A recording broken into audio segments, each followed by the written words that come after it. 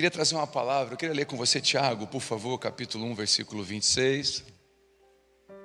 Carta de Tiago. Fica depois de Hebreus. Não sei se eu ajudei. Mateus, Marcos, Lucas, João. Atos, Romanos, Coríntios. Gálatas, Efésios, Filipenses, Colossenses, Tessalonicenses, Timóteo, Tito, Filemão, Hebreus, Tiago, Pedro, João. Esse aí não faltaram o ministério infantil. Diante do trono, né? Quem DVD discipulou um monte de gente. Glória a Deus por esse ministério. Ministério diante do trono. Tiago 1, 26. Vamos lá? Diz assim: se alguém se considera religioso, mas não refreia a língua, engana-se a si mesmo, e a sua espiritualidade não tem valor real algum. A religião de Deus, o nosso Pai, pura e imaculada, é esta: cuidar do órfão, da viúva, em suas necessidades, e apartar-se do pecado. Algumas versões vai dizer não se contaminar com o mundo. Amém? Amém? E eu queria falar da verdadeira religião hoje. Queria falar da verdadeira religião e falar um pouco da essência. Nós somos um culto de ceia. E eu queria falar um pouco da essência da Abba Pai. Um pouco da essência daquilo que a gente acredita. Porque a gente não está num projeto de um orfanato porque é legal e está na moda. Aliás, não está na moda. Gastar 3,5 milhões num orfanato, não está na moda. A gente não construiu um aba social com 11 milhões porque está na moda, porque não tinha o que fazer. Não, tem muito o que fazer, mas a gente acredita naquilo ali. Então a gente se movimenta no que acredita.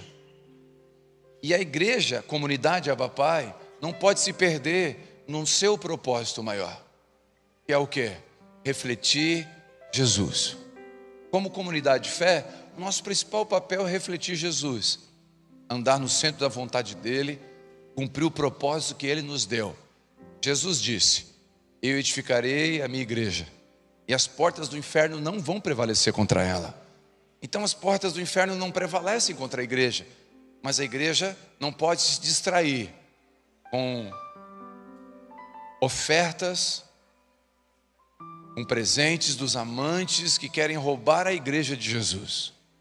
Querem vender para os políticos, substituir os púlpitos da pregação por palanques e fazer de pregações do evangelho pregações coach, para fazer você se sentir bem.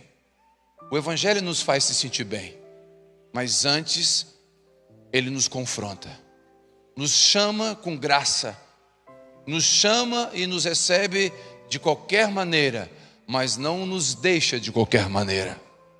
O evangelho aceita todos, mas não aceita tudo.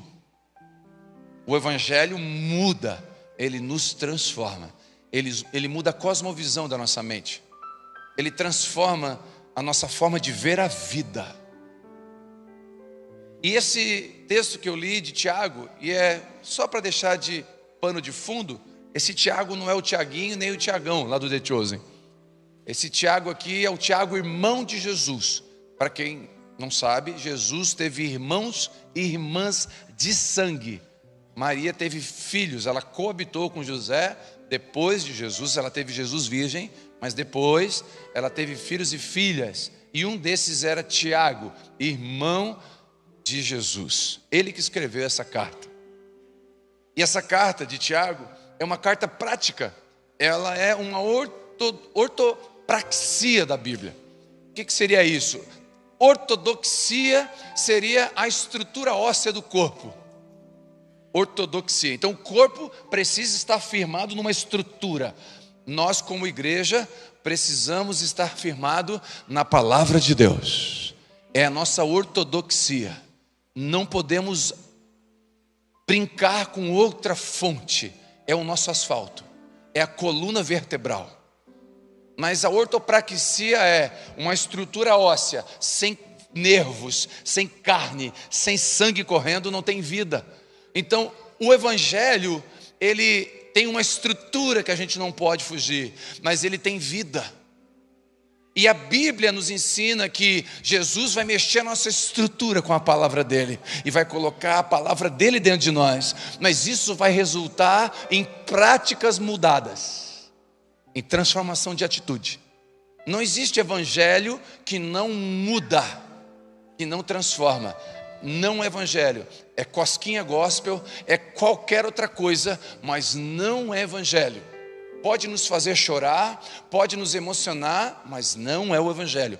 O evangelho também nos emociona, o evangelho também nos faz chorar, mas ele transforma. Posso ouvir um amém? Não tem problema cair no chão pelo poder de Deus, porque não tem problema. Na Bíblia tem relatos de pessoas que caíram no chão. O problema é levantar do jeito que caiu. Então não foi Jesus que derrubou. Esse Jesus derruba, ele tem um propósito. Amém? Estamos juntos até aqui? Então esse texto que a gente leu vai falar dessa ortopraxia, dessa mudança que vai mudando o nosso coração e mente e vai nos conduzindo para um lugar. E ele começa dizendo que aquele que tem religião, mas não guarda a língua, não adianta nada. Não adianta nada eu ser um crente e quando eu morrer um caixão para mim e outro para a língua. Não adianta nada você ser um crente dizer e achar que você é melhor que o outro crente de outra igreja, de outra denominação. É isso que a Bíblia está dizendo. Se a gente não guarda a língua e usa para murmurar, usa para atacar e maldizer em vez de abençoar e adorar a Deus, nós estamos errados. Então a nossa religião é pouca validade. Ou seja, uma religião pura que Deus se agrada tem a ver com a nossa postura na língua. É claro, irmãos, que tem um processo na vida de cada um. E nós estamos numa ascendência, posso ouvir um amém? O que é ascendência? É um processo contínuo. Então você e eu estamos num processo contínuo de transformação. A obra não parou, amém? Ele está fazendo a obra. Teve um irmão que se batizou, me procurou depois do batismo, me encontrou, não sei se foi no shopping, não lembro. E ele falou, pastor, nossa, eu me batizei, Nossa Senhora.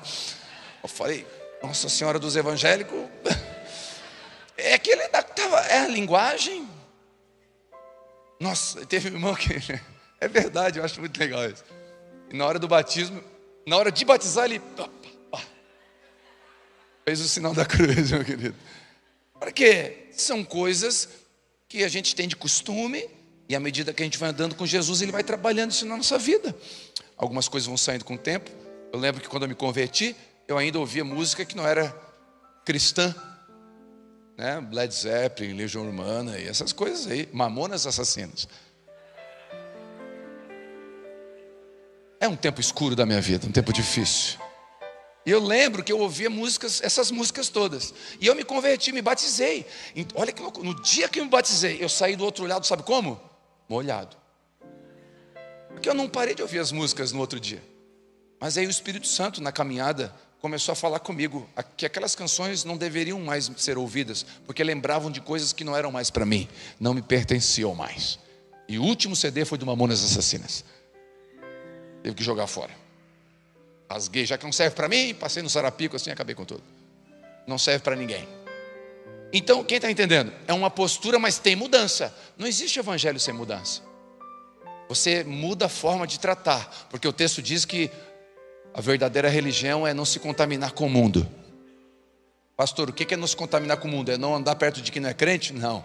Não se contaminar com o mundo é não deixar as filosofias do mundo engolir a sua vida em detrimento do reino de Deus. Então quem é que conduz a sua casa? É o reino de Deus. A sua forma de tratar a sua esposa não é segundo os padrões do mundo, é segundo os padrões de Deus. A sua forma de ser filho não é segundo os padrões do mundo, é segundo os padrões de Deus. A sua forma de ser esposa não é segundo os padrões do mundo, mas segundo os padrões de Deus. Porque Deus vai transformando você de glória em glória. Quem está entendendo? Então, a verdadeira religião fala da língua, desse processo de mudança. Fala da contaminação com o mundo, você começa a ser diferente, a andar diferente. Se todo mundo na sua empresa tem amantes, você não tem. Se todo mundo joga no tigrinho dos seus amigos, você não joga. Porque o seu dinheiro não é amaldiçoado, o seu dinheiro é uma bênção. E se é uma bênção não é para jogar onde não deve. Posso ouvir um amém? E se você joga no tigrinho, assim diz o Senhor. E não é para expor você, não. Ninguém está pedindo você levantar a mão. É para mostrar para você que Ele te ama. E Ele não quer que você coloque o dinheiro e destrua a sua casa daqui a pouco. Eu estou recebendo famílias aqui destruídas já, que apartamento, carro, foi tudo embora. Em jogos desse tipo. Bets legalizadas. O diabo também sabe legalizar o que não presta. Quem está entendendo? Então, essa transformação, amém? Quando eu me converti, quando nós nos convertemos em Avive, eu vim da igreja católica, apostólica, romana. E quando eu caí, quando eu me converti, eu comecei a aprender aquilo que foi me ensinado. E eu comecei a fazer campanha de 7 semanas. Campanha da vitória. Campanha da conquista. Campanha do milagre urgente. E nome, dava nome para os negócios. E campanha. E eu fui fazendo campanha para pedir coisa para Deus. Para ser promovido no trabalho. E tantas outras campanhas para ganhar coisas. Só que a gente começou, eu e a minha esposa, a mergulhar na palavra. A Vivi teve uma conversão incrível. Uma mudança de... A conversão é literalmente uma mudança de direção. E ela teve essa mudança de direção. A nossa casa começou a caminhar para outro lugar. E a Bíblia se tornou não um objeto de decoração, mas algo real para nós. E a gente começou a comer a Bíblia, ler a Bíblia. Pegamos o carro, fomos para Belo Horizonte. Loucura, nós íamos com Versalhes. E Deus salvou na última hora. E nós, apaixonados por Deus, e começamos a ouvir coisas diferentes daquilo que foi ensinado. E eu comecei a conhecer um Jesus que é diferente. Um Jesus que não cobra para pregar. Não cobra para fazer milagre. Um Jesus que não manda alguém no inferno porque dá ou não dá o dízimo. Um Jesus que não tem área VIP. Um Jesus apaixonante. Irresistível. Eu falei, eu não quero mais esse Jesus das campanhas. Eu quero Jesus simples. E a gente começou a tentar entender o que Jesus queria da gente. E Ele começou a mexer com a nossa estrutura. Ele começou mudando as nossas orações. Nossos pedidos mudaram. Não era mais para ter um apartamento, uma casa. Não que seja errado, entenda. Mas as nossas orações começaram a mudar. A gente quer Deus. A gente quer mais de Deus. Onde tem mais de Deus? E nós fazíamos loucuras para ter mais de Deus. Tudo que era preciso, nós faríamos. Meu Deus, tanta coisa que a gente fez. A gente botou nossas filhas na estrada, indo para Belo Horizonte 8 anos seguidos, atrás de Deus. A gente queria mais, onde tem mais. E a gente começou a ouvir Deus. E Deus começou a falar conosco. Olha, eu estou em lugares que a igreja não percebeu. E eu comecei a perceber que tinha no culto campanha do empresário, culto do empresário. Tinha tudo, mas não tinha campanha do negue-se a si mesmo, tome sua cruz e siga-me. Não tinha movimento da igreja para tocar naquele que está à margem. E Deus começou a falar conosco do órfão da viúva. Salmos capítulo 68 vai dizer: defensor da viúva e pai do órfão é o Senhor. Eu comecei a entender, então, se Ele é o pai do órfão, cuidar do órfão é o meu chamado. Porque se o meu pai ama o órfão e ele é o pai do órfão, eu vou cuidar do que o meu pai tem. Quem aqui tem filhos? Se alguém bater no seu filho, você concorda que você bate também nessa pessoa? Porque ninguém vai bater no seu filho, amém ou não? Sim, por quê? Porque é seu filho. Depois a gente pede perdão na ceia.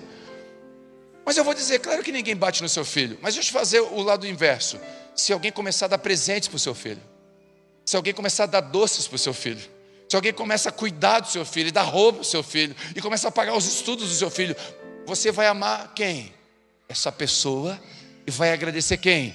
Essa pessoa que está cuidando do seu filho. Sim ou não? A gente começou a entender que cuidar do órfão, cuidar do necessitado, era cuidar daquilo que Jesus amava. E a gente entendeu que a missão da igreja, uma das missões mais nobres da igreja, é cuidar daquele que é invisível. Cuidar daquele que ninguém está vendo. É claro, e o texto diz que Deus quer que a gente cuide do órfão, da viúva. E você entende que órfão, claro, é aquele que é ausente de pai, de mãe. Você entende, claro, que a viúva é a mulher que perdeu o marido. Mas a gente concorda que naquela época a viúva tinha falta de amparo. Hoje uma viúva se falece, dependendo da viúva vai agradecer, o marido porque vai ficar uma pensão. As mulheres hoje estão amparadas por alguns seguros que não tinha antigamente. Então você concorda comigo que a viúva não é necessariamente a desamparada por um marido, mas aquela que de alguma forma está com falta. É a mulher com falta, tem ausência de algo que o dinheiro não compra às vezes. Às vezes é a atenção, é o carinho, é um abraço, é verdade, compaixão. O órfão pode ser de pai vivo. Aliás, tem muitos órfãos de pai vivo. Então, órfão, viúva, quem é órfão, viúva, pastor? É o necessitado, é aquele que precisa de alguma forma de mim e de você. E aí, no último domingo, eu ministrei a mesma palavra em todos os cultos, mas no culto das 5 da tarde, foi um culto diferente. Eu ia ler o texto, acabei não lendo, e quando eu percebi, a gente começou a ministrar, e de repente, como a Vivi não estava, eu fiquei mais à vontade, botei umas fotos, umas coisas aqui no telão. Quando ela não está, eu fico mais solto. E aí, eu cheguei em casa na segunda-feira, fui ver as fotos antigas, fotos de época que a gente ia no presídio. Não tinha YouTube, tinha Instagram. Eu só li Mateus 25:31, que diz: estive preso, foste me ver. Estava nu e me vestisse. Estava com fome e me deste comida. Estava enfermo e me visitaste. Preso e foste me ver. Eu só li isso e eu falei, então Jesus está dizendo que... E o texto diz que as pessoas vão dizer, Senhor, quando que eu te dei comida? Jesus disse, a resposta foi, todas as vezes que você deu para um necessitado, o menor dos meus irmãos, foi para mim que você fez. E eu falei, Jesus, então se você está nesse lugar, eu quero ir. E eu não estava nem aí. Eu queria estar onde Jesus queria que eu estivesse, onde eu encontraria Ele. E aí, vocês vão ver as fotos. Quero preparar você antes do susto. A Vivi, quando me conheceu, quem lembra dos Thundercats, o olho de Tandera? A Vivi tinha o olho de Tandera. E o olho de Tandera, para quem não lembra, dá uma visão além do alcance. Thunder. Ó, o pessoal lembrou. E você vai ver que só ela. Eu era um banhado. Um terreno que ninguém dava nada, ninguém queria. Ela olhou e falou, dá um condomínio aqui. Cercou, aterrou, botou dente. E agora eu estou virado num condomínio fechado. Classe média, média baixa, mas estou ali. Tá? Lotezinhos de 400 metros quadrados. Então, e aí eu estava vendo as fotos lá em casa. Eu falei, o Espírito Santo falou para mim, mostra para a igreja. Batiza eles com a paixão por aquilo que eu amo. Mostra para eles que a igreja não vai se perder. A igreja não vai se perder. Irmãos, eu quero só lembrar você de uma coisa antes de eu mostrar. Quem aqui sabe teologia, Bíblia? Quem aqui sabe qual era o pecado de Sodoma e Gomorra? A Bíblia diz que era porneia, a palavra lá a palavra para o pecado de Sodoma e Gomorra era prostituição, ok? Amém ou não? Sodoma e Gomorra foi 2 cidades queimadas, de tanto pecado que tinha, queimadas. Ló saiu e a mulher de Ló olhou para trás e se tornou uma estátua de sal. Quem lembra disso? Ok. Então a gente lembra que Sodoma, o pecado de Sodoma era o quê? Prostituição. Mas deixa eu ler um texto para você de Ezequiel. Olha o que diz. Presta atenção. Olha aqui. Ezequiel 16:49. Esse foi o pecado de Sodoma. Opa, o texto está dizendo qual é o pecado de Sodoma. Este foi a malignidade de Sodoma, o pecado dela. Ela e suas filhas eram arrogantes. Peraí, não é prostituição? Presta atenção. Eles eram arrogantes. Algumas versões diz soberbos. Sodoma era soberba, arrogante. Eles tinham fartura de alimento e viviam sem a menor preocupação, mas não ajudavam os pobres e os necessitados. Espera aí, qual era o pecado de Sodoma? Prostituição, pastor. O texto está dizendo que não foi prostituição, foi arrogância. E quando ela prosperou, ela esqueceu do necessitado. O que eu aprendo aqui? Que quando eu deixo de fazer o que Jesus mandou eu fazer, eu vou aceitar a proposta que o diabo tem para me fazer. Para você entender melhor, Davi era rei de Israel. Eu quero que só pedagogicamente você fale uma frase comigo. Davi, rei de Israel, era tempo de ir para a guerra. Davi ficou. Só pedagogicamente, era um tempo de ir para a guerra, Davi não foi. Era o tempo do quê? De ir para a guerra, Davi não foi. E ele ficou no terraço, viu uma mulher tomando banho. Pergunta, ela tomava banho, ela só tomou uma vez banho ali? Não, ali ela tomava banho. Como que Davi nunca viu? Porque ele estava na guerra. Quando ele não foi para a guerra, que era o lugar dele, ele viu o que não era para ver. Todas as vezes que eu deixo de fazer o que Jesus mandou eu fazer, eu vou ter tendência de fazer o que o diabo me sugere. Quando eu não estou no lugar que Jesus deseja que eu esteja, a arrogância vai tomar conta do meu coração. E a prostituição é uma consequência de eu estar fora do lugar. E eu deveria. Então o diabo, ele não precisa botar um laço de pecado no meu e no seu coração. Basta nos prosperar e colocar arrogância. Basta fazer dessa igreja denominada Abba Pai uma igreja financeiramente próspera, sem olhar para o necessitado. E daqui a pouco, nós estamos fazendo barganha com o púlpito, fazendo palanque político, e negociando e fazendo da igreja um grande network de interesse pessoal. Nós vamos nos perder quando deixarmos de fazer o que Jesus mandou fazer. Madre Teresa de Calcutá tem uma frase que eu gosto. Ela diz: quem tem tempo para amar, não tem tempo para odiar. E se você focar naquilo que Deus mandou você fazer, amar sua esposa e se dedicar para isso, cuidar dos seus filhos, se dedicar para isso. Se nós como igreja não perdemos o foco de cuidar do que Jesus mandou cuidar, o diabo pode sugerir à vontade, nós não vamos ceder às tentações dele. Porque essa igreja, nós como comunidade podemos nos perder. Irmãos, eu conheço várias comunidades de fé que começaram bem, irmãos. Eles não começaram mal. Mas no meio do caminho foi perdendo o propósito. E perdendo o propósito, foi sugerido propósitos do diabo. E ele vai sugerir sempre um propósito. Pensa um cara sugestivo, é o diabo. Olha, uma boa opção é transformar as pedras em pães. Olha, outra opção também é subir aqui no alto aqui e olhar. Olha tudo isso. Ele sabe sugerir. Então, o pecado de Sodoma foi esse. Por que você está falando isso, pastor? Porque quando nós como igreja esquecemos do que Deus nos chamou para fazer, corremos o risco de fazer o que o diabo sugerir. Tem uma frase de um pastor que eu gosto, que ele fala: quando a gente trabalha para Deus por dinheiro, nós podemos trabalhar para o diabo por um salário melhor. Então, o que Deus tem...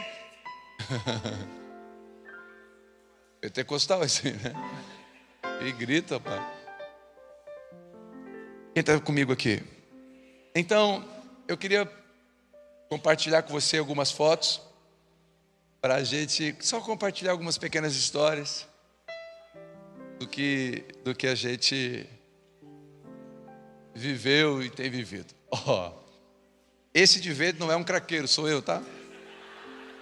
Antes de qualquer coisa, era pescoço e orelha. Ah, não tá. Lá tá?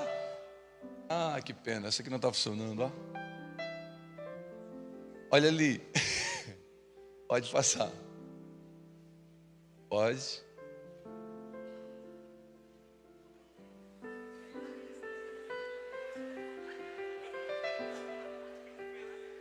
Você é especial.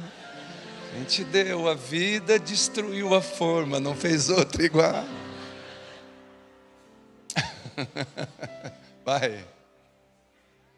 Pode passar, por favor. Olha aqui. Parece que eu saí de um cavalo, olha aqui.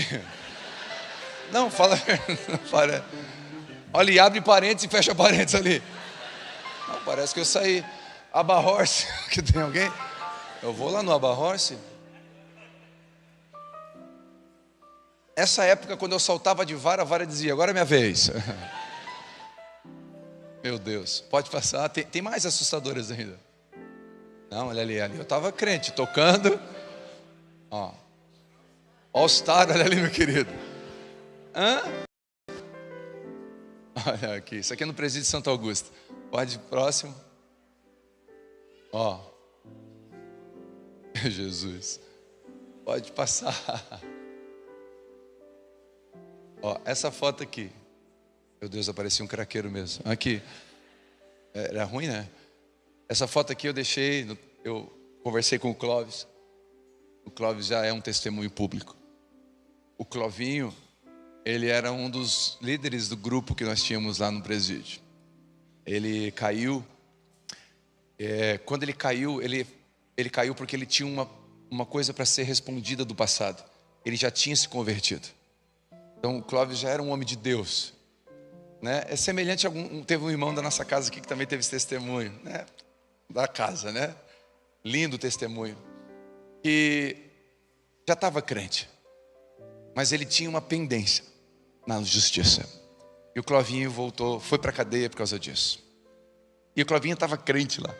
E eu lembro que quando eu cheguei lá, eu fui as primeiras vezes, o Clóvis falou: pastor, vamos ceiar. Eu queria ceiar. Falei: Clovinho, mas você não está ceando? Não, pastor. O pastor que vem aqui evangelizar a gente, ele disse que nós não podemos ceiar porque nós não congregamos em nenhuma igreja. E nós não somos dignos para ceiar. Eu falei: vamos abrir a Prison Break Church agora. Só botar uma plaquinha na porta do presídio. Aí ele falou: pastor, eu não posso ceiar. Falei: pode sim, querido. Sexta que vem eu vou trazer o pão e o suco, nós vamos ceiar. E aí na outra sexta eu levei o pão, só que eu levei o suco de uva. Eu sabia, não podia entrar suco de uva. Não pode, tem que ser transparente. Aí me deram água, garrafinha de água. Eu entrei com garrafinha de água e pão. E aí eu fui entrar na cela assim, estava entrando para ceiar. Quando eu estava entrando, o Clóvis e mais 2 irmãos que estavam esperando pela ceia fazia 6 meses, me viram entrando. Quando eu estava entrando, eles saindo algemados, porque eles estavam indo para um procedimento do psicólogo. Quando eles estavam saindo, ele olhou para a ceia, ele falou: a ceia está aí, pastor. Eu falei: a ceia está aqui. Pastor, eu vou lá, não vai embora, espera eu voltar que eu quero ceiar. Eles saíram e começou, era 3 da tarde, irmãos, 3:30, 4 horas, eu cantei tudo que eu tinha, repeti as músicas, esperando o Clóvis chegar. E o Clóvis não chegava. Deu perto das 5 horas, eu tive que ceiar, porque tinha que sair. A gente ceiou. Na hora de sair, o Clóvis abriu a porta para mim sair, o Clóvis entrando. Não. Os dois atrás dele. Acabou a ceia. Não, a gente queria ceiar. A gente, espera um pouquinho, dá para ceiar com a gente? Daí a gente: não, já deu horário, tem que sair. Não, vamos ceiar. E eu falei: Clóvis, faz o seguinte, sobrou pão e tem água ali, ceia vocês 3.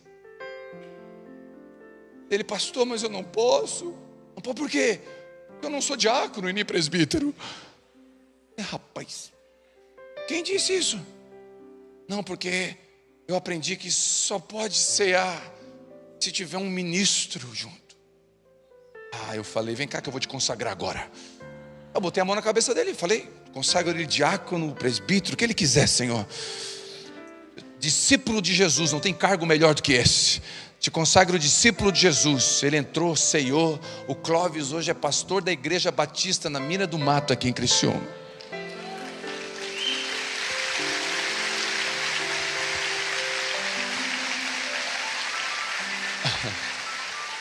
Mandou uma mensagem semana passada: Telmo, tu prega em igreja pequena? Falei que eu lembrei de uma frase de um pastor: quem tem igreja pequena é o Satanás. Não existe igreja pequena, querido. Eu vou semana que, dia 27 de novembro agora, eu vou pregar na campanha da vitória. Quero da vitória, então da minha filha eu vou. Campanha da vitória, vou pregar lá na igreja do pastor Clóvis. Do pastor Clóvis.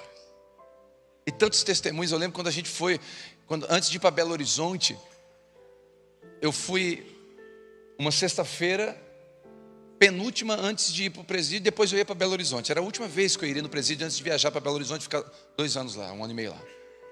E eu fui numa sexta-feira e eu entrei dentro do presídio e aconteceu 2 coisas que me deixaram preocupados. Qual foi a primeira? Eu entrei na cela D lá, e eu entrei numa cela, e daí, galera, tudo bem? Aí um cara fez assim, tirou o fone e falou: o que foi, pastor? Não, o que foi? Não, eu estou conversando no celular com a minha mãe aqui. Eu falei: conversando com o celular? Eu não devia ter ouvido isso. E eu saí. Quando eu entro na outra cela, um ex-soldado do exército: daí, sargento? Eu falei: na frente de todo mundo. Eu estava meio 007, porque o pessoal não é muito fã de militar. Eu pensei: gente, isso foi numa sexta-feira. Na segunda-feira, teve uma batida na ala D. Tiveram uma denúncia que tinha celular lá dentro. E quem que eu imagino que eles imaginaram que denunciou?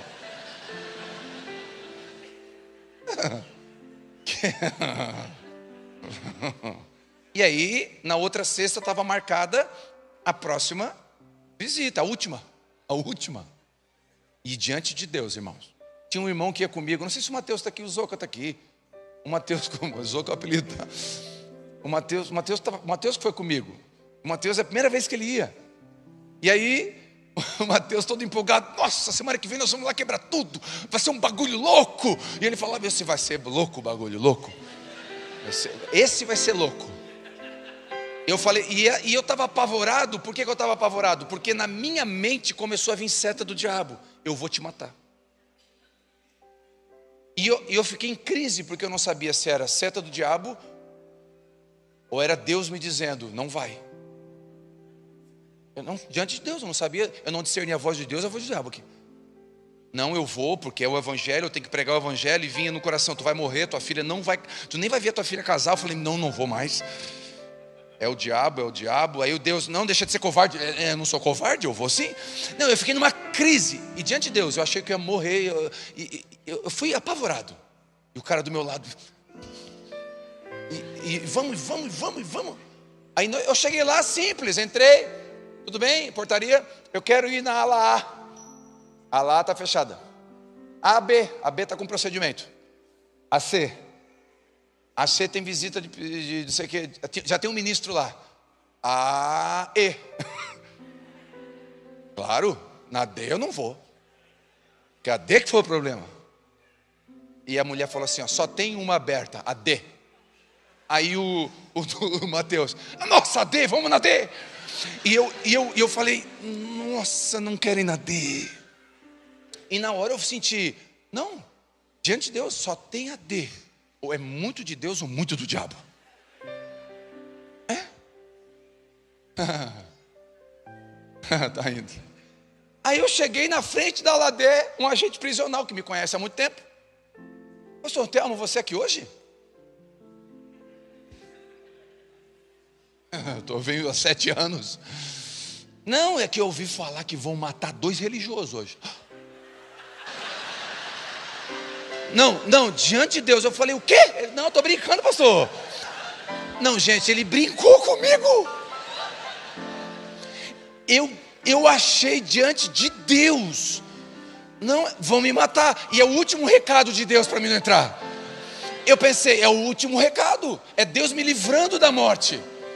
Do Águia Dourada passando, aquela rebelião, o pastor pego, refém, tiraram a orelha dele, o nariz, e aquele negócio. Diante de Deus eu me apavorei. E aí quando ela fala assim: tu vai entrar aqui, ouvi falar que vão matar 2 religiosos. Aí o Mateus do meu lado: nossa, você Marte, que legal. Eu falei: rapaz, é brincadeira. O Mateus estava todo empolgado. E eu estava apavorado. Eu entrei pelos cantos. Eu entrei assim, ó. Não, tinha umas paredes. E o Zoca comigo, nossa, vamos lá. Para quem que a gente prega? Para quem? Falei, cala a boca, vem comigo. Vem comigo. Aí eu fui numa cela, entrei numa cela fechadinha. Falei, gente, só traz os crentes hoje. Faz um escudo de proteção. Orei igual o Marco Feliciano, coloca anjos a 5 quilômetros. E eu comecei, eu fiquei ali. Aí ele falou, não, pastor, não, aqui vai ter um procedimento. Agora eles pediram para todo mundo ir para o pátio. Todo mundo, o mundo? É todo mundo. Foi todo mundo para o pátio. E eu fui para o canto do pátio. Fui num cantinho, falei, aqui no canto, estou vendo tudo. Peguei o violão. Fiz o louvor de olho aberto, meu querido. Como é precioso. Aqui, ó. Poderoso Deus.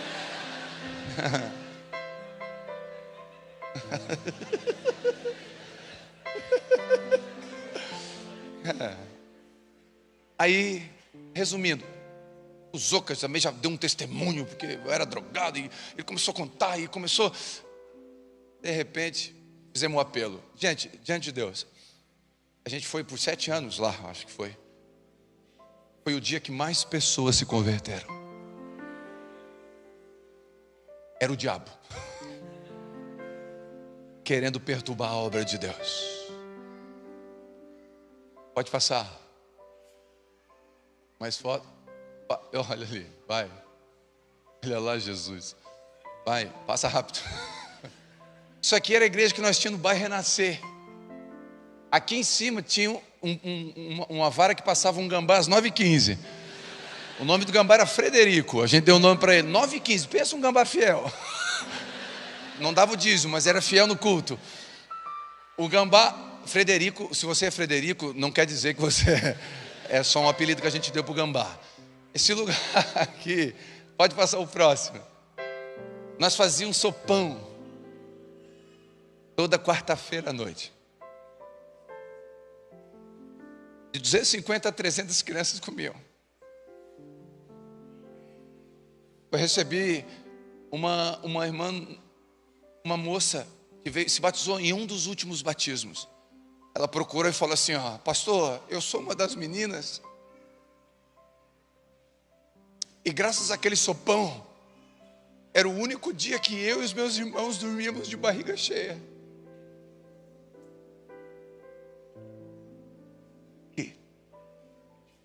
E aí você pensa, os frutos acabam. Quando você planta semente no reino de Deus, naquilo que Jesus manda, o fruto não acaba. Lembra do presídio? Foi liberado essa semana, Vivi, não sei se já compartilhou. Essa semana foi liberado. Nós vamos colocar 2 livros, Mulheres Improváveis, em cada cela de todos os presídios femininos do estado de Santa Catarina. Foi aberto pelo estado. Porque os frutos continuam. E nós estamos em contato para fazer isso no Brasil, em todas as penitenciárias do Brasil. Porque os frutos continuam. A gente colhe um dia.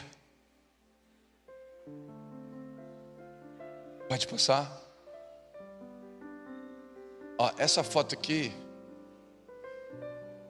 nós tínhamos umas crianças que nós levávamos no Criciúma Shopping. Nós levávamos lá no Art Play, que é um lugar de brinquedo lá.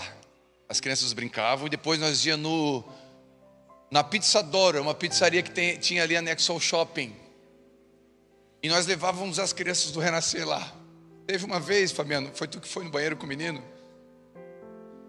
O menino, ele comeu pizza e foi no banheiro. Comeu pizza e foi no banheiro. Eu falei, deu uma ligeira. Ficou ruim para o menino. Eu falei, Fabiano, vai lá ver. O menino ia lá no banheiro, vomitava para caber mais. Ele disse assim, eu não sei, a gente não come pizza. Eu queria comer mais, então eu vomitei para caber mais. Uma pizza. Irmãos, eu vou contar, é simples, mas é verdade. A provisão está dentro da visão. Quantas vezes nós ia contadinho o dinheiro? Contadinho. Eu chegava no caixa, estava pago. Alguém passava e dizia, eu quero pagar para aquelas crianças lá. Fui abordado várias vezes no meio do shopping. Está aqui o dinheiro, não sei o que você faz com essas crianças, mas está aqui o dinheiro. Nunca faltou um centavo. Claro que eu nunca vou expor, mas tem meninos dessa época que congregam aqui.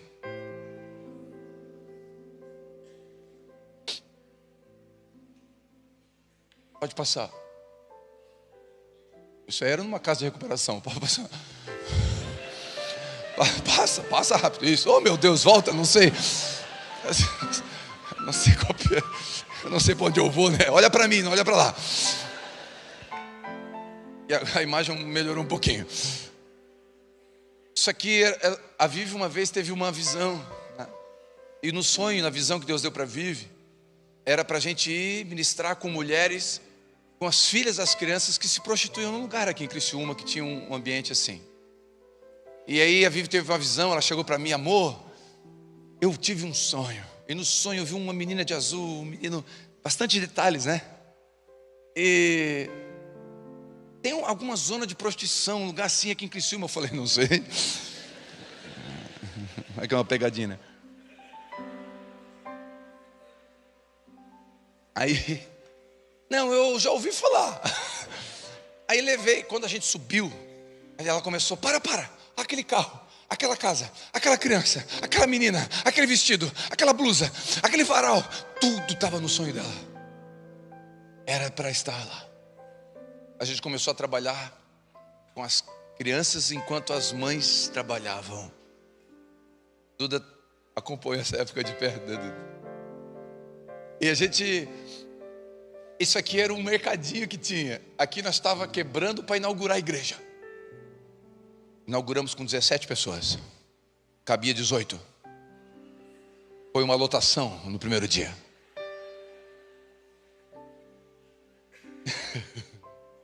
E aqui eu lembro de uma vez,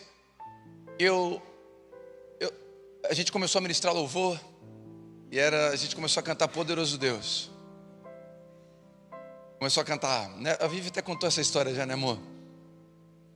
Começou a cantar Poderoso Deus, Poderoso Deus, cantando no culto. E terminou o culto. A moça, a mulher que era líder de uma das casas lá, de prostituição, veio: ô pastor, essa música que vocês cantaram do Poderoso aí, do Poderoso, como é que é o Poderoso? Onde é que canta? Quem canta? Eu falei: o Antônio Cirilo. Ela assim: onde é que vende? Eu falei: para aqui. Fui lá no Versalhes, porque não valia nada, mas CD tinha. Peguei o CD do Poderoso e entreguei na mão dela. Eu não sabia. A mulher foi lá no carro, era um Escort. Para quem não sabe, Escort é um carro. Era um carro, um Escort. Os Enzo e as Valentinas não sabem o que é isso. Era um carro. E aí ela abriu o porta-mala do carro. Agora tem gente aqui que vai virar nostalgia. 2 alto-falantes da Pioneer e Twitter da Selenium. Querido, isso aqui é nostalgia. Amplificador da Buster. O quê? Levantou o capô do Escort. Poderoso Deus, no meio da zona. De repente aquela música começou a crescer. E ela meteu o volume. A gente falou: meu Deus, de onde vem essa música? De onde vem isso? A gente olhou para o carro dela, ela estava lá com uma mão no cigarro e a outra segurando lágrima. Ela dava uma puxada.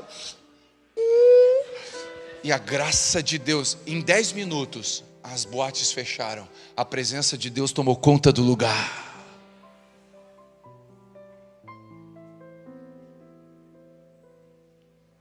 Um desses cultos, terminou o culto, o chefe do tráfico, o dono do negócio lá, me abordou, estava meio bêbado. Pastor Telmo, pois não, vamos ali jogar uma sinuca na zona. Olha eu jogando sinuca com o traficante na zona. Que para alguém passa, não dá bom testemunho, né? Vamos lá. Aí eu: não, vamos, tá bom, vamos. Joguei, ganhei a primeira, ganhei mesmo. Porque ele brincou: tu não é crente? Eu falei: nem sempre fui. Ganhei, só que eu perdi a segunda, a terceira, claro que eu também não sou bobo, né? Só que nesse intervalo eu estava ali sentado. E sentou uma moça, né, que estava ali naquele ambiente, esperando o próximo cliente. E na hora o Espírito Santo falou comigo: vira para ela, abre a tua boca e diz o que eu vou pedir para te dizer. E eu virei, perguntei o nome dela, e ela falou, eu falei: olha, Yara é o nome dela. Esse testemunho a gente já publicou e ela já veio aqui nos cultos. Você está morando em Criciúma ou está morando no Rio Grande do Sul, mas ela veio aqui. E eu falei, ela falou: meu nome é Yara. Eu falei: Yara, o pai manda te dizer que tem saudade de você. Gente, ela era desviada de uma igreja de Porto Alegre. E ela começou a chorar e ela falou: eu não acredito que Deus me achou aqui. E a gente começou a orar por ela, pela Yara. Próxima foto. Esquece eu. Esquece eu, por favor. Essa é Yara. 6 meses depois eu estava casando ela. Nós estávamos fazendo o casamento da Yara. Entrou de branco. Aquele dia Deus falou muito comigo. Deus falou assim: um dia a minha noiva pode estar suja hoje, mas eu vou limpar ela e ela vai casar comigo. Um dia a minha igreja pode estar contaminada hoje, mas eu vou limpar a minha igreja e eu vou casar com a minha noiva. Enquanto a Yara entrava, Deus falava comigo: tira isso, tira. Tem a próxima não, né? Isso, obrigado. Deu de susto. Quem está entendendo o que Deus está falando com a gente essa noite? Talvez você nunca vai numa zona de prostituição. Talvez você nunca vai fazer um sopão numa favela. Ou não, talvez você vai. Talvez você nunca vai batizar alguém dentro do presídio. Ou não, talvez você vai. Mas isso não importa. O que importa é que eu e você sejamos relevantes na vida de alguém. Porque Deus nos chamou para cuidar daquilo que Ele ama. E talvez o frentista do posto, o caixa do mercado, como eu falo sempre, e essa experiência do caixa do mercado é linda. Eu não sei se você, quem aqui consegue lembrar do prazer que tem quando a gente ajuda alguém?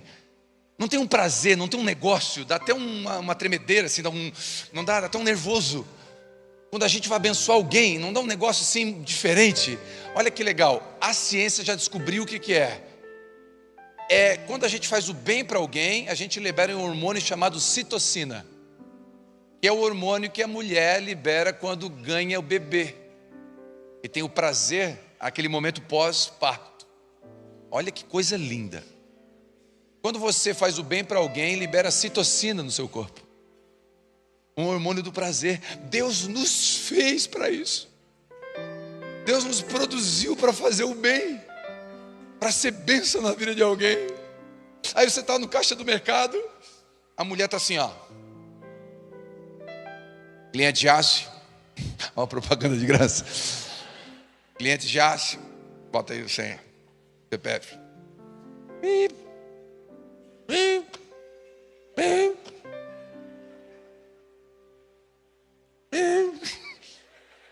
Aí, já estava na fila, 9 da noite. Aí o Espírito Santo fala, percebe ela. O marido deixou 1 mês. O filho está doente em casa, ela não sabe se chega de Uber ou se dá tempo de pegar o ônibus. É a última hora do trabalho dela. O salário não pagou a conta esse mês. E agora eu estou mais generoso. Antes era um bombom, agora eu estou comprando Ferrero Rocher ou Kinder Bueno. Eu pego o Ferrero Rocher, Dona Maria e a Fran empacotando. Termina. Deu tanto? Crédito ou débito? Crédito. Isso aqui é para a senhora, Dona Maria. Hã?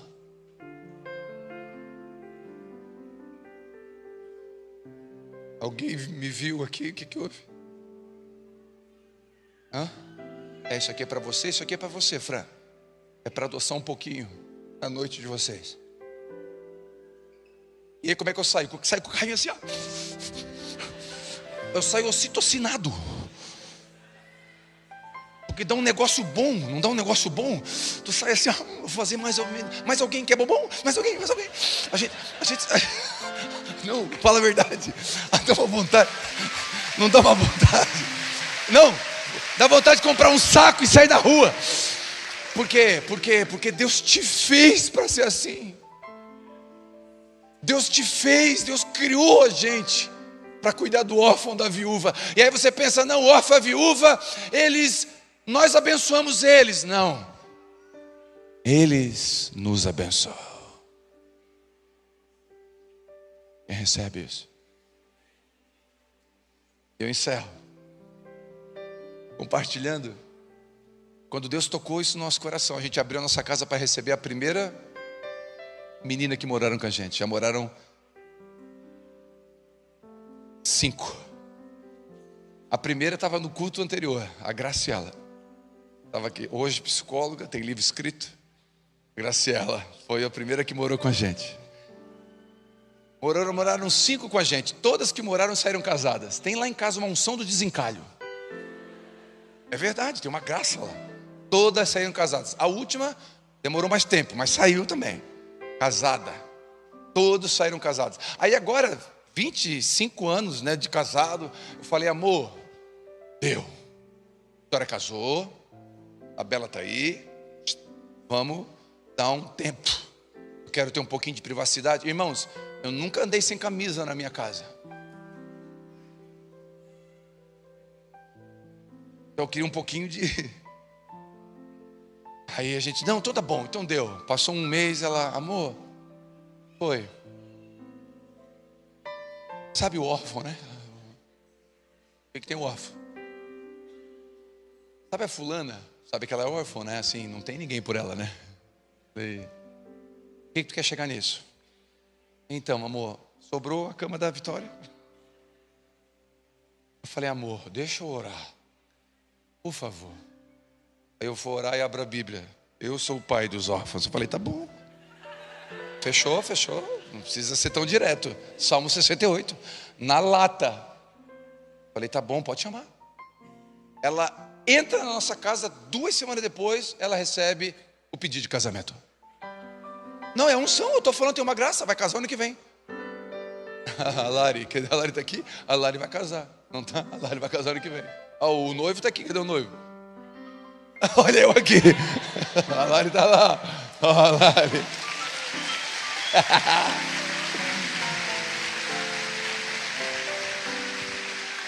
Trupicou no degrau, vai casar. A Lari é uma casa cheia, é uma bênção.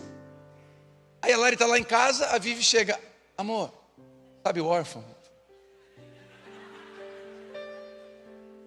Então, sabe a fulana? Eu não tenho onde ficar. E a gente tem um colchão sobrando lá no box. Tem mais outra lá já.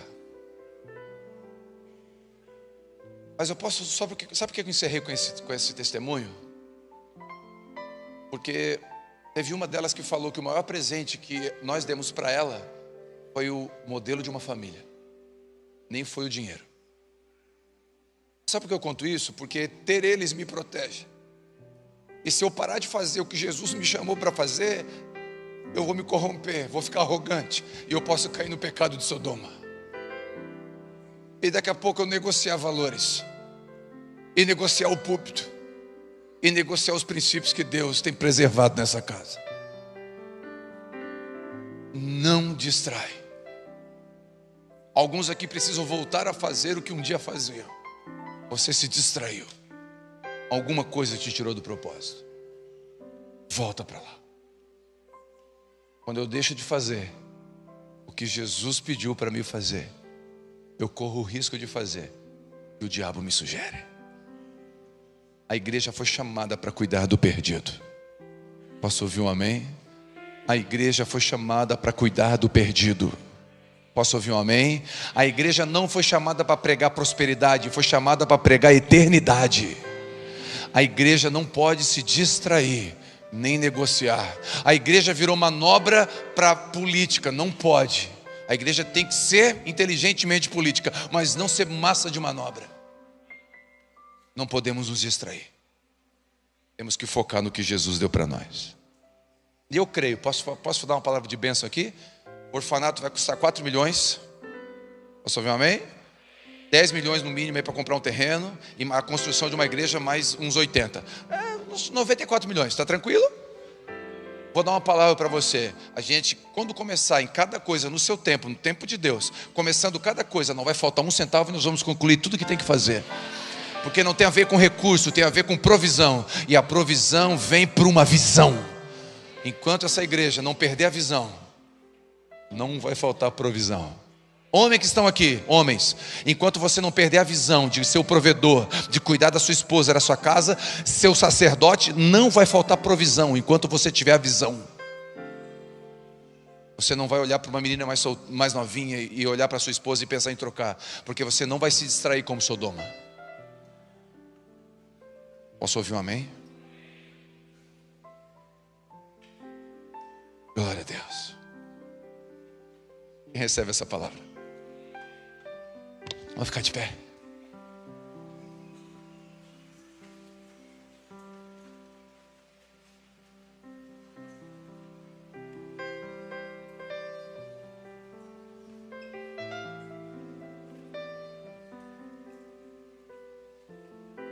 Queria que você fizesse uma oração simples aí com Jesus. Faz essa canção uma oração. Mas eu queria que você falasse com Deus agora. Jesus, onde é que o Senhor quer que eu vá? O que o Senhor quer que eu faça? Qual foi o lugar que eu tirei os olhos que não era para ter tirado? Qual foi o lugar que eu me perdi? Por que em algum momento eu me perdi? O que houve, Senhor? Ah, Jesus, ajuda a gente a voltar para o lugar correto. Em nome de Jesus.